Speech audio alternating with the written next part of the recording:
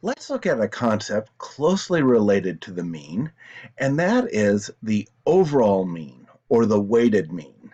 Now, to introduce this, I want to tell you about a story. One night, the three bears snuck into a bakery. Ugly, the smallest bear, he managed to eat 5 cookies, but they were very small cookies. They only weighed about 10 grams each. Oliver, who's somewhat larger, he came into the bakery and he used self-control. He only ate 2 cookies. They were a little bigger. They had an average weight of 15.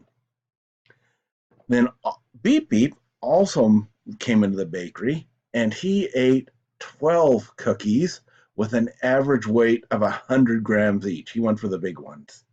Now, the question is, what was the average weight of the cookies eaten by the three bears? Now, you see that we can't just take the average of Ugly's 10-gram cookie, Oliver's 15-gram cookie, and Beep Beep's 100-gram cookies, because they didn't eat the same number of them. Most of them were Beep Beep's cookies. So what we need to do is we need to use a weighted average where we take into consideration the number of each of the items in question. Now, the way that we're going to do that is with a formula that is extremely scary looking. Here we have, it's a formula for the overall mean, where we have the average. It's basically a bunch of averages of averages.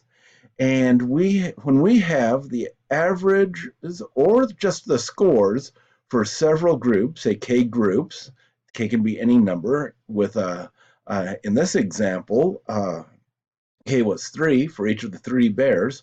We can find the overall average if we know how many items are in each group and how much, what the average is.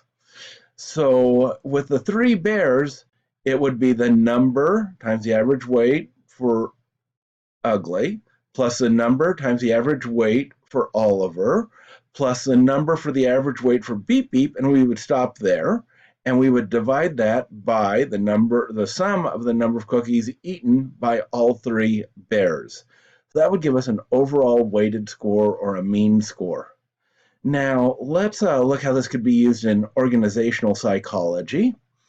Suppose we're evaluating a candidate based on several criteria. We're hiring people and we want to try to be as objective as possible, even though most everything is subjective when you're hiring somebody. You still want to be fair.